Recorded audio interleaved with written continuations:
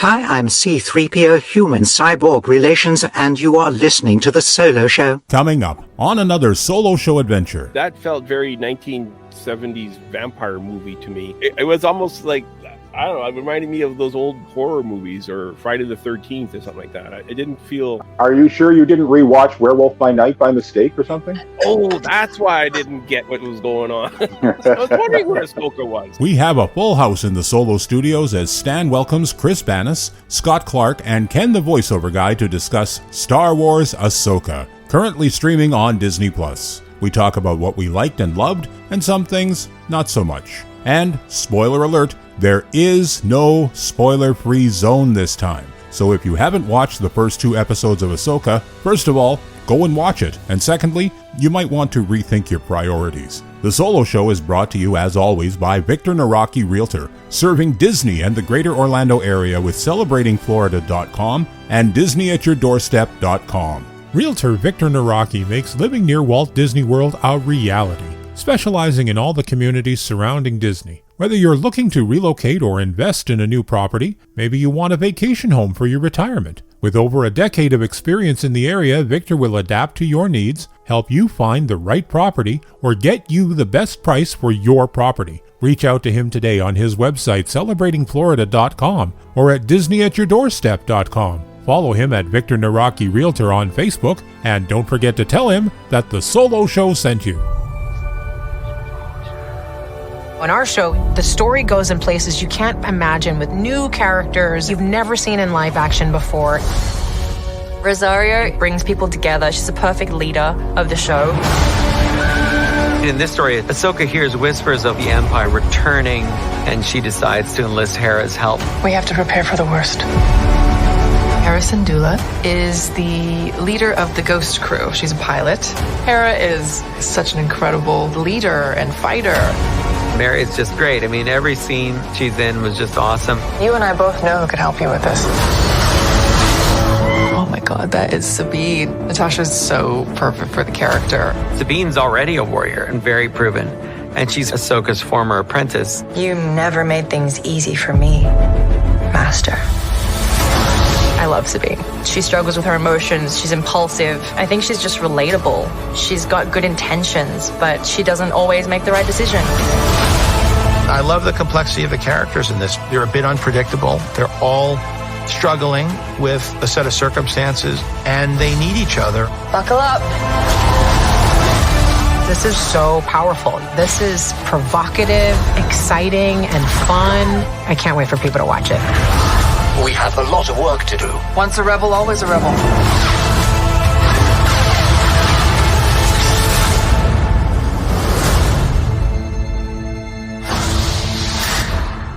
Rising suns, and welcome to this edition of the Solo Show. I am Stan Solo, as always, and joining me today, we're doing the roundtable discussions of the Ahsoka show, and we'll go ladies first. Kris from the Grand Circle Tour, welcome to the Solo Show, and how are you today? I'm good, and I'm so excited to talk about this. I'm absolutely loving the first 2 episodes, so I can't wait for more. Ah, nice. Also joining us is my good friend and yours, Jedi Scott. How are you today, Scott? I'm doing fantastic, Stan. One with the Force, and the Force is with me. Ah, nice. And also in down the street from me. Well, I guess no, he moved. He's on the other end of town almost. Ken, the voiceover guy. Welcome to the Solo Show. That you're never here. This is like my second home, and inside my new home, away from my old home, and I feel like I should be going to a home. Excellent. Before we dive into it, I want to do a little bit of housekeeping. So our plans for Ahsoka is we're going to do 2 parts. They're calling them parts for Ahsoka, I noticed, part 1, part 2, every other week. So this week we're going to cover part 1, part 2, and then in 2 weeks from now we're going to cover part 3 and 4, and 4 therefore, going forward. And so on and so forth. So on and so forth. There we go. This is our roundtable discussions, and we're going to have different people probably popping in and popping out in the roundtable discussions. We'll see who's all available. It's hard to commit yourself to it. We're recording Saturday nights. So you have to commit yourself for every other Saturday night, Stan. I'm with you. So we'll see who all we can keep up here with. The other thing too. Yeah, not me, Stan. I actually have no life to speak of. So okay, so he'll be here every other Saturday. He'll be here. Ken will be here whether we're recording or not on Saturday night. Exactly. Yes. So the shows are going to come out a little over a week after the second one aired. So we're not going to go into spoiler free, because if you haven't watched the latest episodes of Ahsoka, well, that's on you. So we're going to go right into spoilers every other week. So you're warned right now. You got lots of time to watch. Yeah, we're giving you plenty of time to watch. So let's start off. It starts off with the red Lucasfilm lettering, which is usually like blue or yellow or whatever. Mm-hmm. And they have the helmets flashing, which is normally when they show a good guy helmet, it's blue. When they show a bad guy helmet, it flashes red. These are all red. Yeah. Yep. What was that all about? Did I miss a note or something? Very interesting. Yeah. Is everybody bad in this one? I don't think so. I certainly hope not. No. I think maybe we're reading a little too much into that, because the vibe I got from right off the beginning is there's a very Rogue One feel about it, don't you think? Mm-hmm. Yeah. Well, especially in the first 5-10 minutes of it when they're on the ship. Balin and his apprentice were on the ship. It was way Rogue One, I thought, especially when Balin was going down that hallway. Yeah. Kind of reminded me of Darth Vader. Mm-hmm. And then that red crawl, for lack of a better term, that kind of went up through the screen. That felt very 1970s vampire movie to me. It was almost like, I don't know, it reminded me of those old horror movies or Friday the 13th or something like that. It didn't feel... Are you sure you didn't rewatch Werewolf by Night by mistake or something? Oh, that's why I didn't get what was going on. I was wondering where Ahsoka was. But yeah, it had a weird feel. I'm glad that Crawl was back. That was cool to see a Crawl again in a Star Wars movie, even if it was red and didn't taper off. It was. And I think they probably had to do that too to kind of get people. If no one's ever watched Rebels and only seen Ahsoka in The Mandalorian or the Book of Boba Fett, I think it kind of gives a little bit of a backstory of what was going on a little bit. Yeah, it did. Mm-hmm. Well, let's get into it. Do we need to have watched Rebels to watch Ahsoka? I think it helps. Mm-hmm. Like Dave Filoni said, this is Rebels season 5, is what he basically said before it came out. Yeah. No, that's what after watching these first 2 episodes, is like, this totally ties into Rebels season 5. Yeah. And you know what the other thing is, before you say anything else, Scott, I just want to mention my impression of this was the first episode and the second one just totally came out swinging. I mean, some of the other series have been a little slow on the uptake. This one did not come across that way to me at all. You didn't? I found this one really slow. Oh, I did. See, I didn't either. I agree with Chris. Yeah, I just was like, whoa, all this stuff was happening like right away. And I'm like, oh, this is awesome. Ken, what are you saying here? Well, I agree with you, Stan. I was kind of surprised. It sort of like, to me, was like they're taking their time really building the world and really building the characters before they got into any major action. I mean,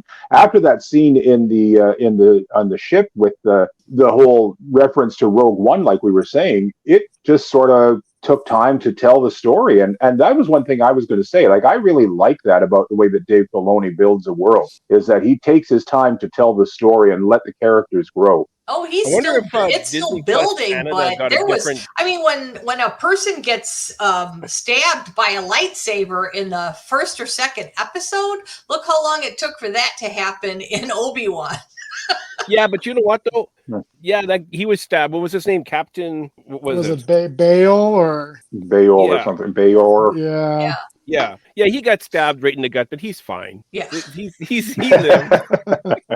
Everybody lives when they get stabbed in the gut. Well, I think with the anticipation Ahsoka has, being a Star Wars fan and all the anticipation and build up on it, I agree with Chris. They came out swinging right off the bat with it. between being on the ship, then dropping down into the planet with her getting the map and all that, they went for a home run right off the bat. Now, was there a little bit of in the middle where it kind of been a little bit slow? Maybe, but I think that was build up on the characters, to see what was going on with Lafal and with Sabine and stuff like that, and kind of a little bit of the backstory with was it the anniversary, or so to speak, what they were doing.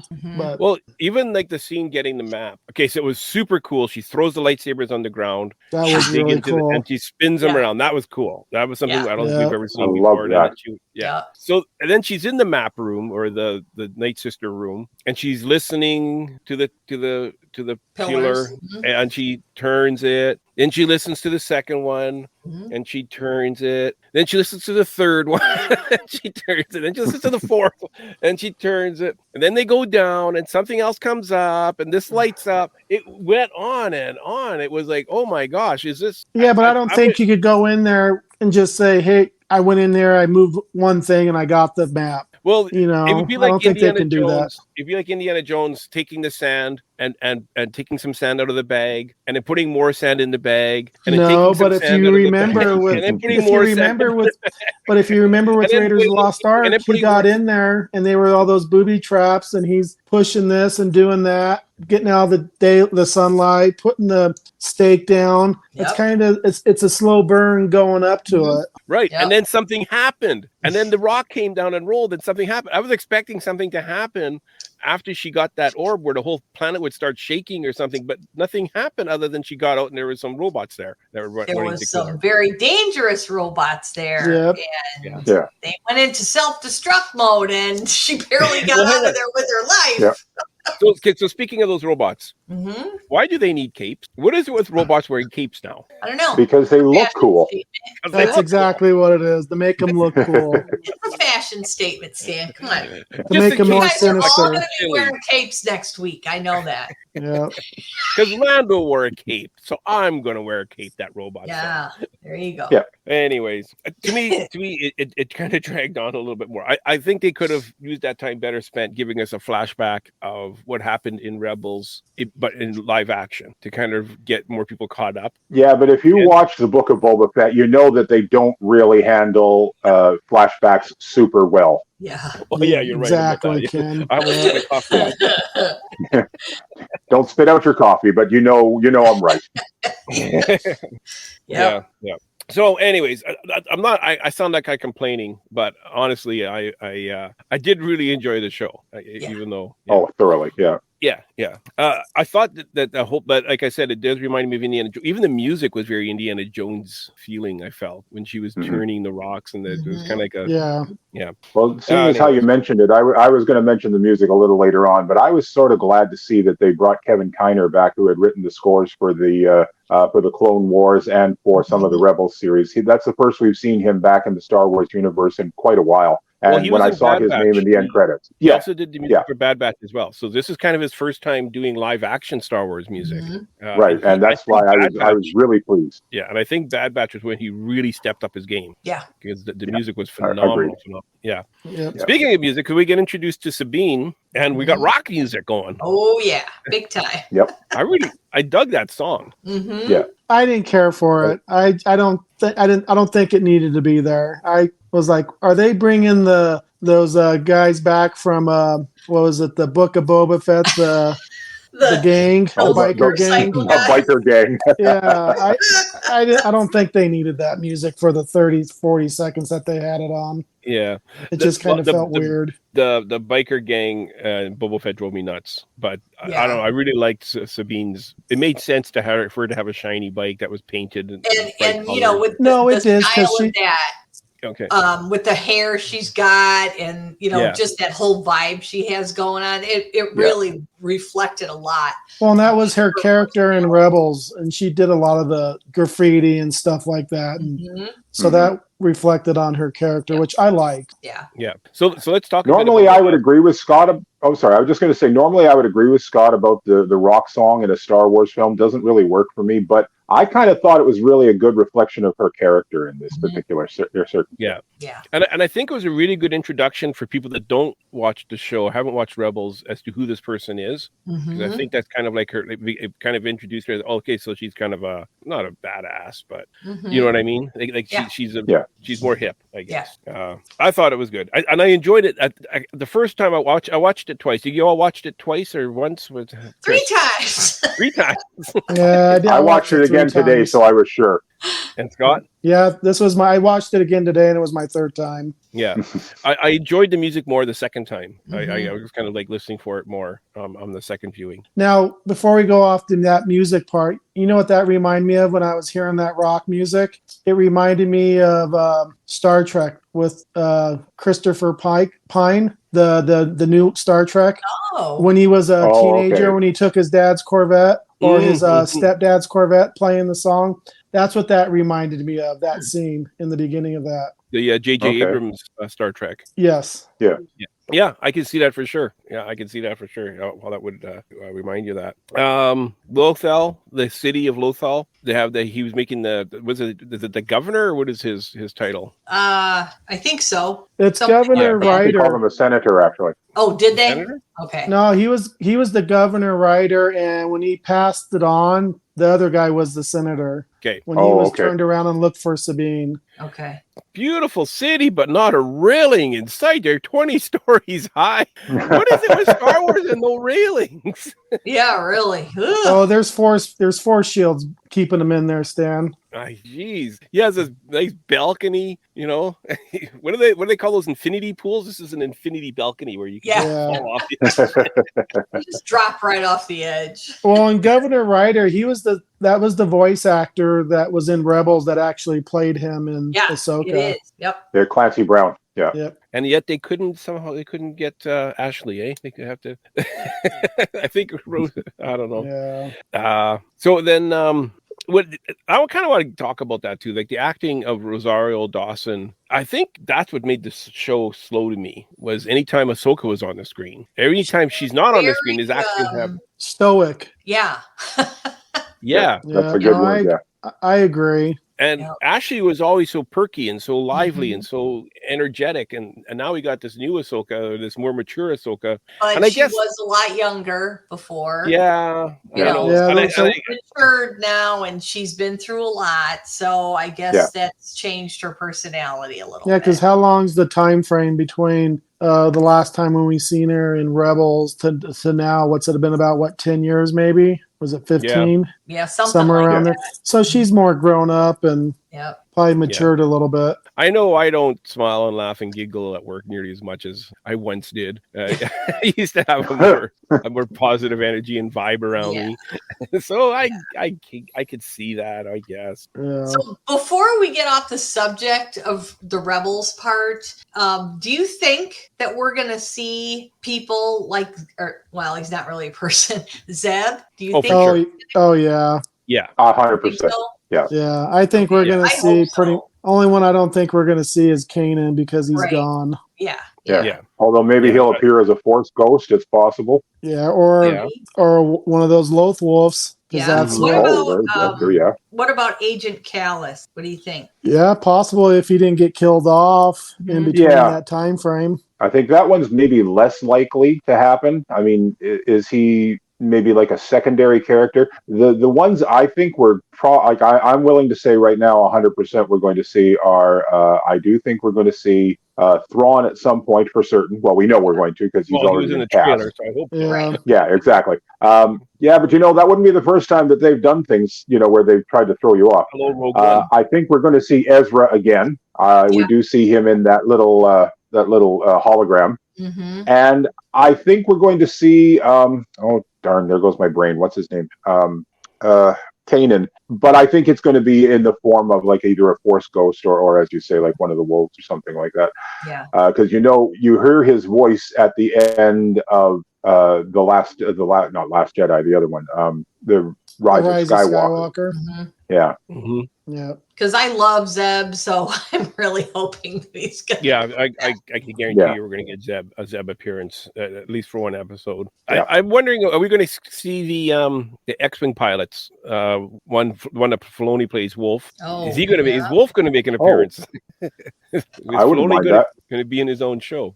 And the other one is the one that Paul plays. I can't remember what the X-Wing pilot's name is, but he's been in Book of Boba Fett. He's been in Mandalorian. Well, one of the theories that I watched on, they were saying those were the 3 X-Wing pilots that was in the beginning of the episode when Ahsoka came and landed on the ship. They were flying by. Yeah, you didn't see a close-up of them, but the pilots, but I heard that that's who that was supposed to be. That's what I was expecting it to go to them at that point, and then they're like, "Oh, I guess they're not," because I was waiting for that for them to be the one that they're going to get. And then I guess the other one we haven't talked about is Hera. I think she stole every scene she was in. Yeah, I couldn't keep my eyes off of her. And do you know that yes, the woman I did know. Is playing that part is married to Obi-Wan Kenobi. Obi-Wan. Ewan McGregor. Yes. Yep. I knew you were going to say that as soon as you said, "Did you know?"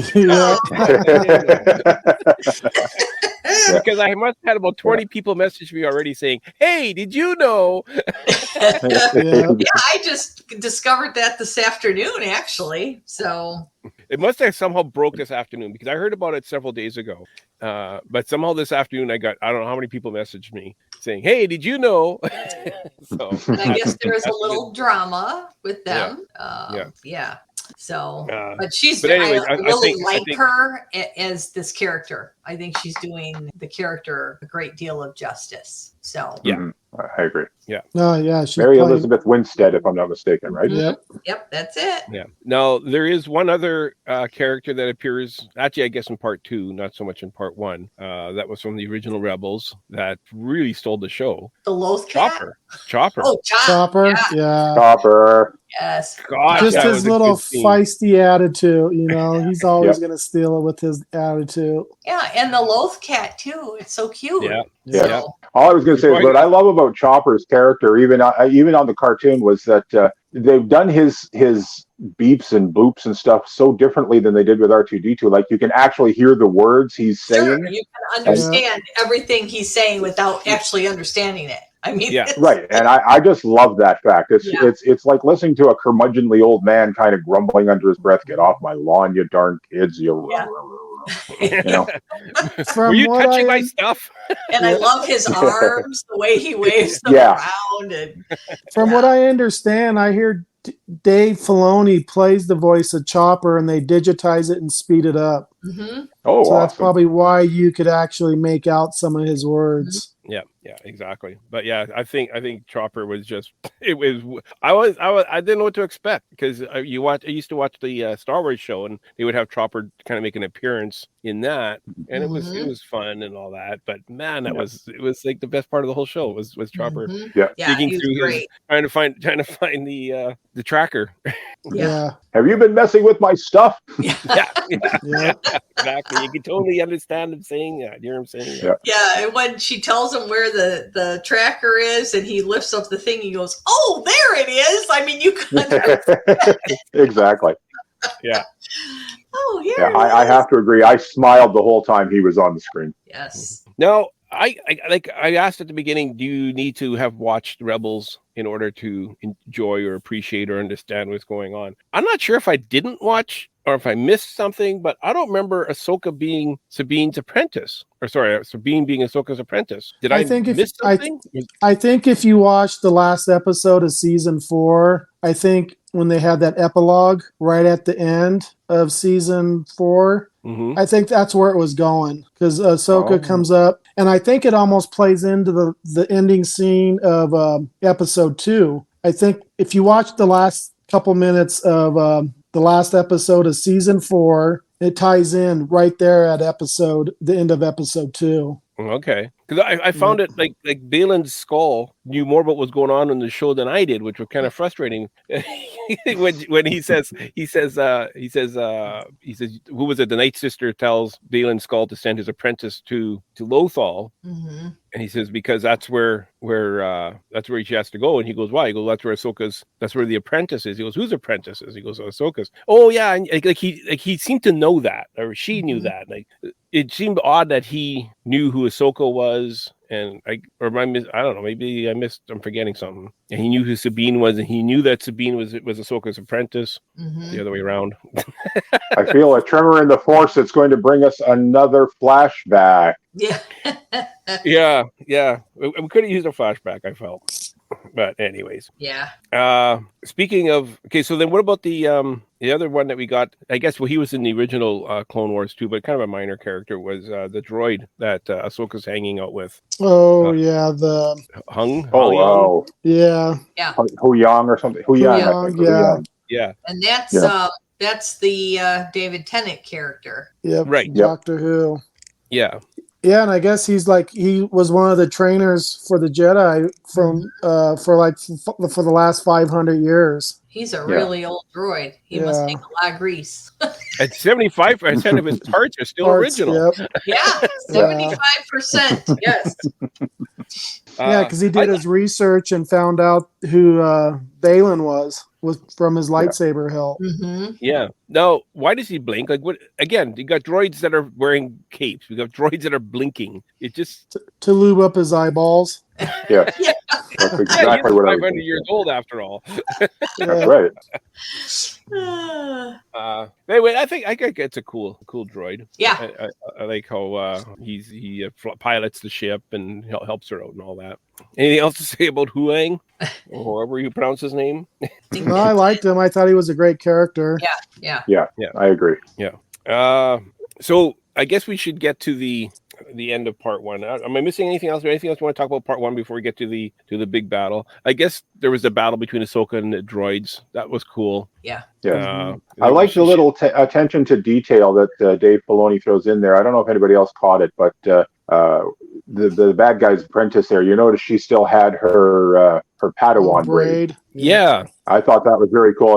They made a point of kind of showing that she still had her Padawan braid, and I thought, okay, I like you going down the hole there, you know. Yeah. It was interesting in that he's a Sith, supposedly, but he still respects the Jedi. He's almost sad that the Jedi are gone. It's like, oh, too bad we have to kill her because there aren't too many Jedis around anymore. Like he doesn't want them to be extinct. You know? Yeah, but I don't think he is a Sith. You know, I was just going to say that. I think right now he's just a mercenary right now. You know, 'cause if you look at his lightsaber's orange, and the Sith lightsabers are red. Red, yeah. So I don't think he is totally a Sith at this point. And correct me if I'm wrong, but isn't his apprentice's lightsaber still green as well? Yeah. Wasn't hers green? No, hers was red. No, I think it was orange. It was orange as too. well? Yep. Yeah. Okay. No, I can't help but think the relationship between these two. Yeah, okay, it's master and apprentice. Is it also father and daughter?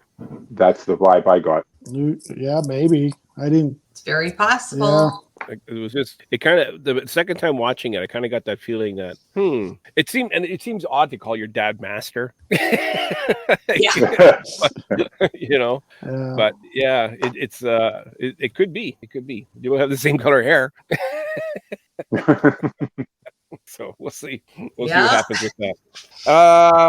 So she didn't seem to be very like Sabine's like how long or whatever his name is, the droid says to Sabine that, you know, I've known hundreds of Jedis and thousands of whatever. I've seen them all using lightsabers, and you're among the worst ever.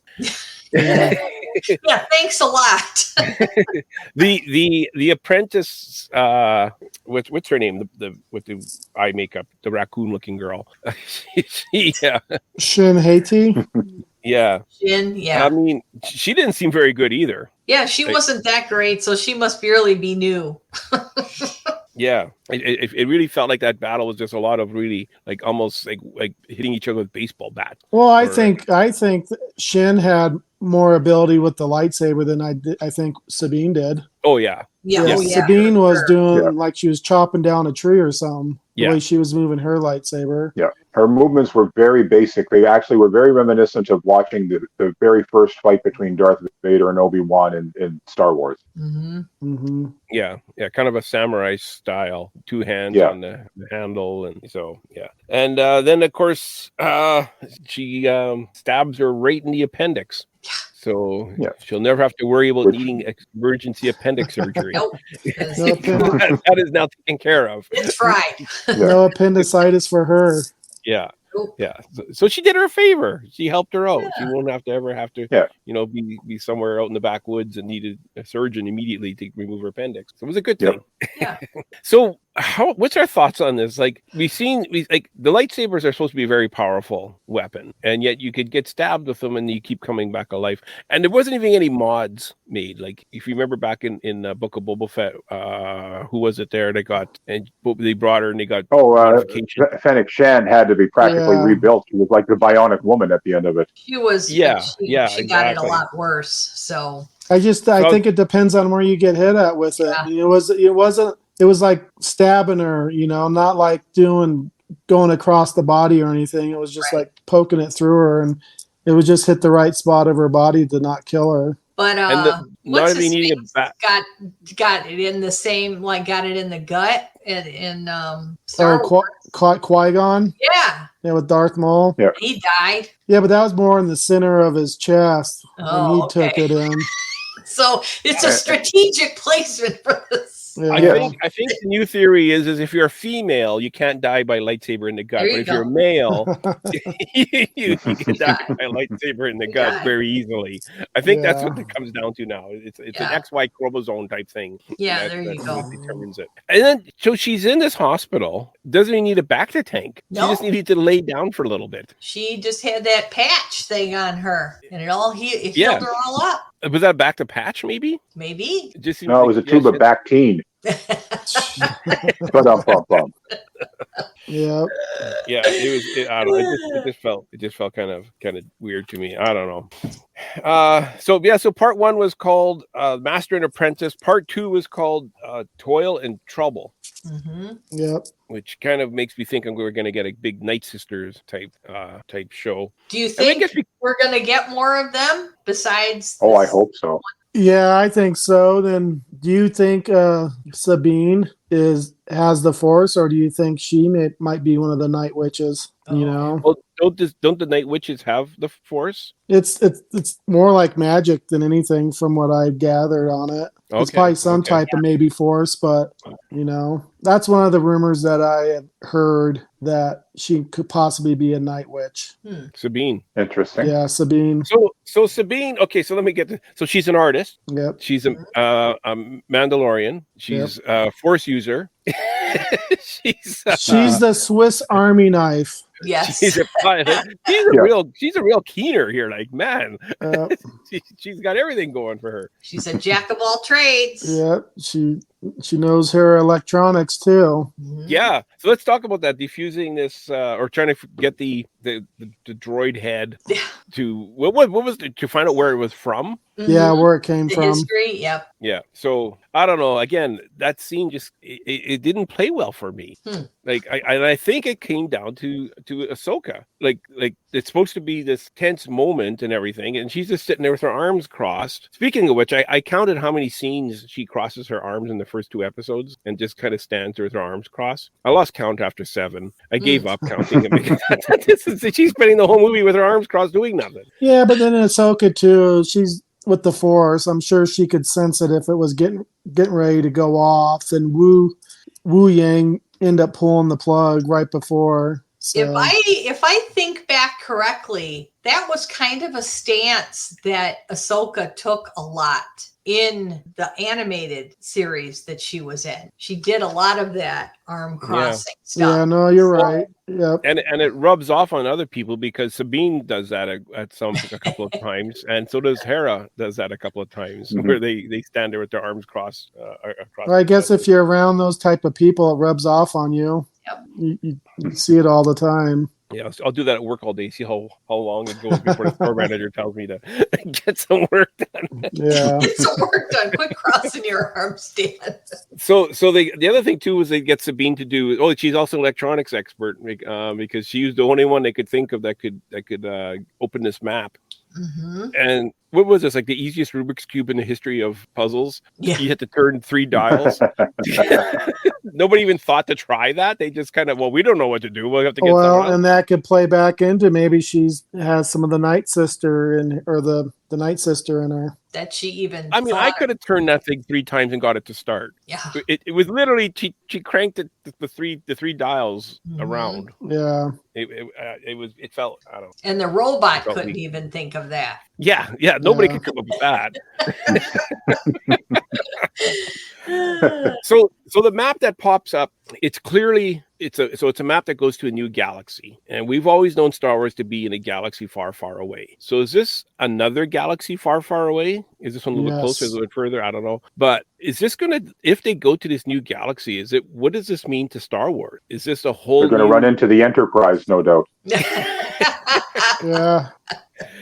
But I'm thinking, is this a whole? Can we start over from scratch if they start going to a new galaxy? Well, what did what's his face say at the beginning of that episode when his apprentice said, "What does this mean?" And he said, "War for some, power for others, and a new beginning for other people." So yeah, that's for the fans. Oh, for the fans, it's a new beginning. Yeah. And then she goes, "What does it mean for us?" He goes, "Well, for us, it's unlimited power." Yeah. Then if you listen to Morgan L. Smith, she was saying time and space. Mm-hmm. Now, if they're going there, it could go into a different time. Well, they already got Doctor Who on the show, David Tennant. Yeah. Now, if we see his TARDIS, hanging it up. He pulls up with his TARDIS as robot. Oh my gosh. Yeah. So anyways, I'm curious. I feel like this is a really unknown territory for us as Star Wars fans. Mm-hmm. In that bringing up a whole new galaxy kind of creates a whole new thing. Like even the people from the Star Wars universe, other than apparently Thrawn and Ezra, haven't been to this galaxy. Mm-hmm. So this kind or if someone has been, it's been thousands of years that's been to it, that's traveled. Yeah. Because jumping forward a little bit, they're talking about the ruins that they were on where they stuck the map, and what I think their name is the Rakatans. If you remember at Andor when they're holding that Kyber crystal, was it his name Luthen? It's Andor. He brought them up. All right, so the name's been canon and been brought up before, and they're the ones that they're thinking might have made the maps and been there. So that's one of the theories that I've been seeing. Map, but nobody's ever been there, so it doesn't make sense. You know what I mean? Yeah. Yeah, but if it's been thousands and thousands of years, and the Jedi Temple's been destroyed and the records and stuff like that, you probably have a hard time trying to. Mm-hmm. Well, if you look at now the current, like with the rise of Skywalker and the Force Awakens and the Last Jedi, everybody thought the Jedi was like a fairy tale. Yeah, a myth. Yeah, the children's stories. Yeah, so it just disappears after time, so no one starts to believe it. So do you think the age or the time frame that was so long ago that anybody knew about this place and the map was made and that like almost like crushed up lava stuff that it was encased in? Yeah. Is that why? Because it was such a long time ago that thing has just been sitting there for 1,000 years? Well, now this new galaxy. Okay, but if you think about it, it couldn't be sitting there for 1,000 years if that's where Thrawn's at. They're looking at it and saying this is where he's at. So, like I said before, I think time's going to play a part of it. There's going to be some type of time travel. You look at in Rebels when they had World Between Worlds, when Ezra brought Ahsoka out from the battle with her and Darth Vader. I think there's going to be some time travel type stuff going on in this. It's going to be interesting, that's for sure. Yeah, for sure. And don't forget, too, in the very first movie that Obi-Wan talks about the Jedis being the guardians of peace and justice for over 1,000 generations. Mm-hmm. So I mean, you're talking about a very long history and a very long existence. Right. So this map that was encased in that black carbonite or whatever, and then put into the ground, and you needed to do all this stuff to get it out, would have been generations and generations ago. And this is a Night Sisters temple. Right? Thank you. Yep. Now, when Valen Skull says it means power. To us, it means power. To some people, it means war.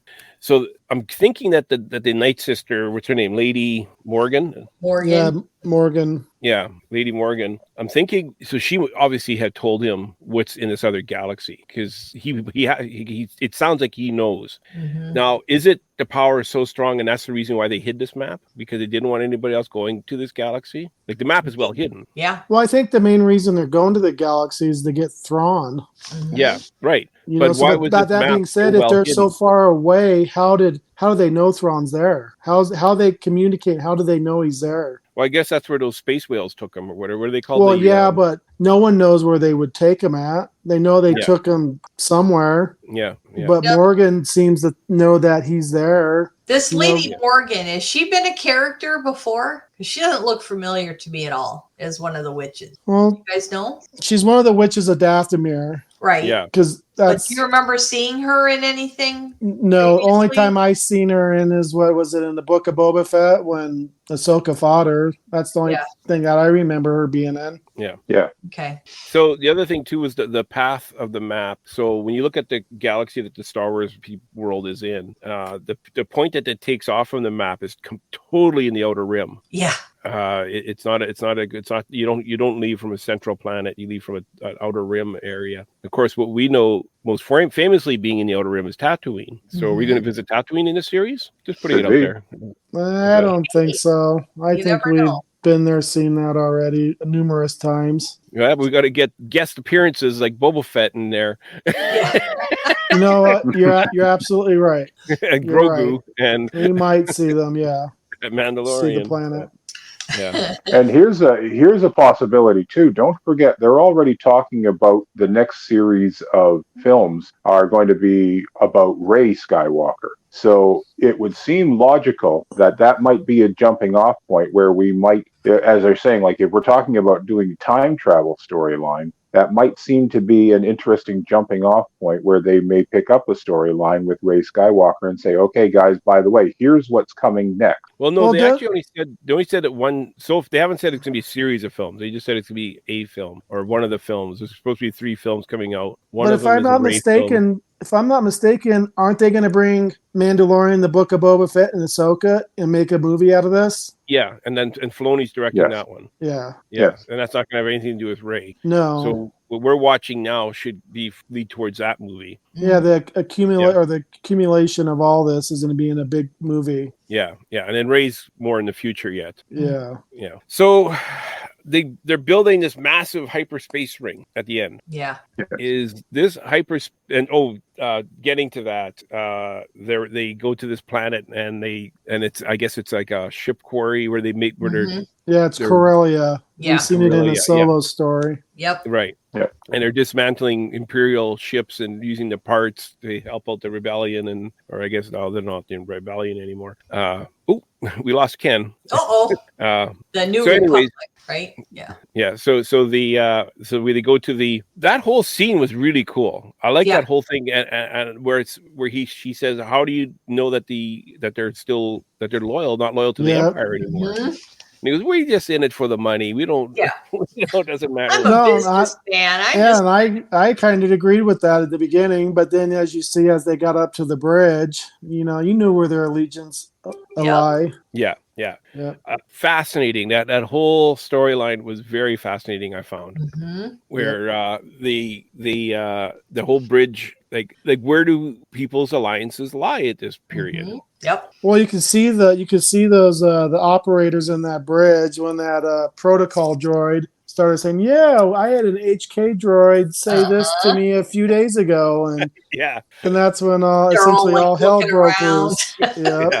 Yeah. Why don't you look into that HK droid? Oh, it's classified information. I don't have authorization. And Hera says, "Well, I'm giving you authorization."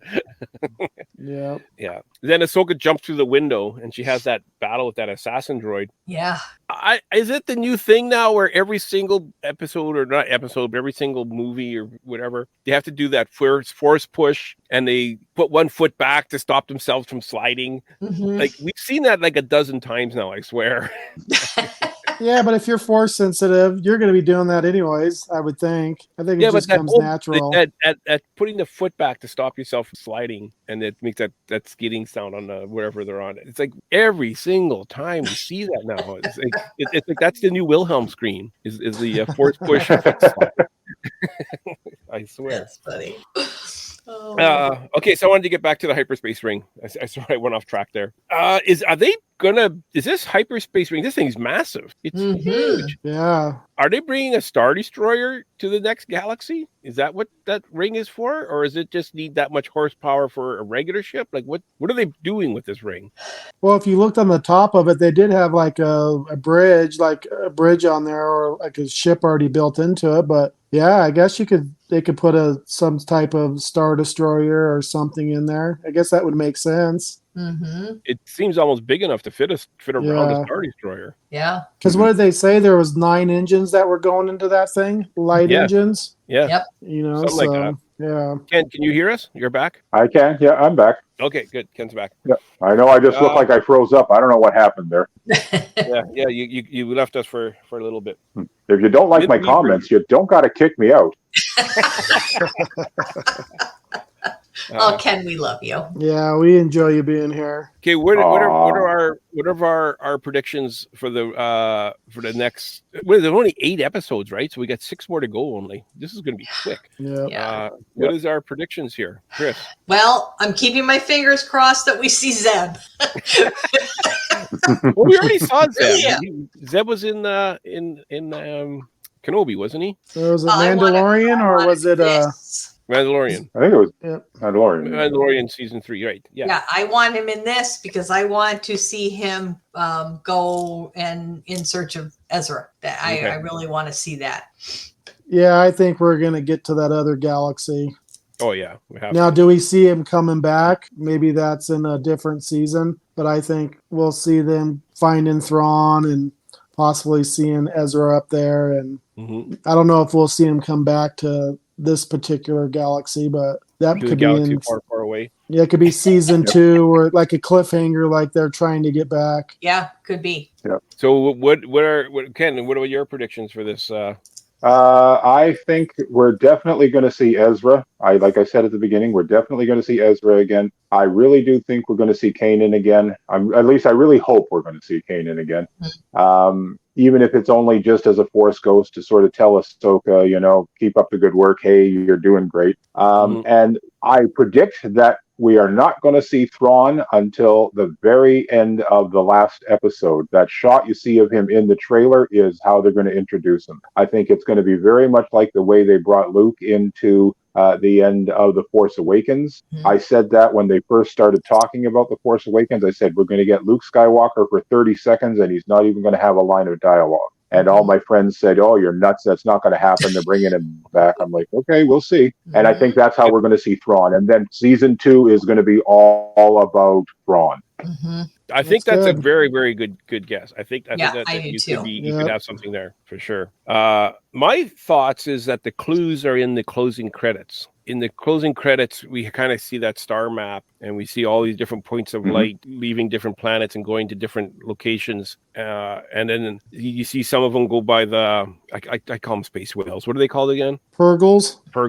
You see some of them go by these Purgles. So I think some probably Ahsoka and the gang are going to take Purgles to this new galaxy. But at the end of the credits, is like 7 points of light all go to this new galaxy and they all merge on this one planet. And there's 7 lines to get there. We're going to see 7 characters end up all at this planet at the end is what my prediction is. And all I was going to say is, it's going to be just like the end of Battlestar Galactica when they all find Earth. Yeah. Exactly. No, they're actually going to see the Galactica up there.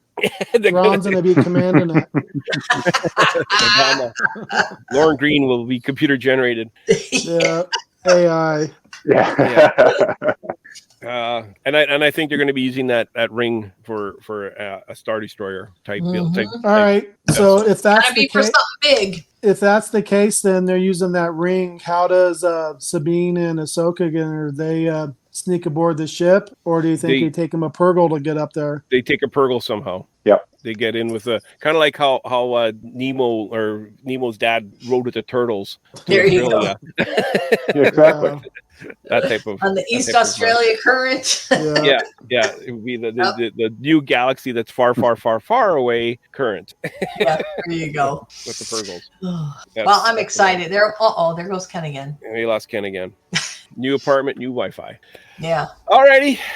I think that's it for this week. We'll see you all in a couple of weeks to find out how part 3 and 4 went. Yes. I don't think we have the names yet for parts 3 and 4. I haven't seen anything on it either. Yeah. I don't think they're releasing ahead of time. One thing I want to point out real quick before we go. I just found something online. It's a from Screen Rant. Mm-hmm. And it's Ahsoka show cast and Star Wars character guide. So look that up and see what's in there. It's seems to be rather interesting. So it just came out 4 days ago. So all right. Yeah, then New Rockstars is doing a recap of each season too, like a 30-minute recap to kind of give you the ins and outs of that season to help you out go through it. Of Rebels or of Rebels. So they're on going. I think season 3 just recently came out on it. So I'll just put a pause on Barney Miller MASH and Lego Masters and watch Rebels and get caught up. Well, Ken's back just in time for me to hear me say, Ken, take it away. If you have a brilliant idea for a future edition of The Solo Show and would like to take your turn in the guest host's chair, then drop us an email at thesoloshow01@gmail.com. Tell us your idea for the show, and we'll contact you about a date and a time for you to join us. If you would just like to keep the conversation going or have a comment about a previous show, then visit us on Facebook at The Solo Show. All logos, sounds, and songs that are made by and for Disney and its affiliates are owned solely by the Disney Corporation and are not, nor are they intended to be, the ownership of The Solo Show podcast. We hope you'll join us for the next adventure on The Solo Show. Thanks for listening, and bye for now.